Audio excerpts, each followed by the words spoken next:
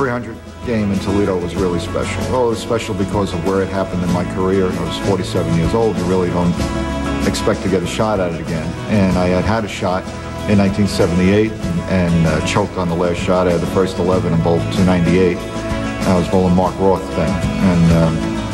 And if you ever get a second chance, at least you know what the pressure is going to be like. So one of the great things that happened after the 300 game, I came off the lanes and I'm walking by the desk. There's 4 phone lines in Imperial Lanes, and all phone lines were ringing. And the woman behind the desk said, all of these lines are for you, and number 4 is the White House. And I said, no, it isn't. I said, just it's a crank call, hang up. And she said, no, they're very insistent that it's the White House. And I said, look, Bill Clinton isn't sitting there in the White House watching the bowling show and calling up before we even go off the air.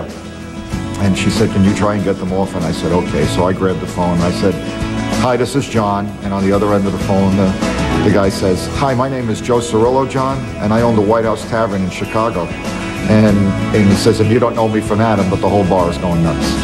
And to me, that was just the greatest. I mean, to know that there's a bunch of people that I have no idea who they are that are cheering at some bar while you're throwing the last shot, that was better than the White House.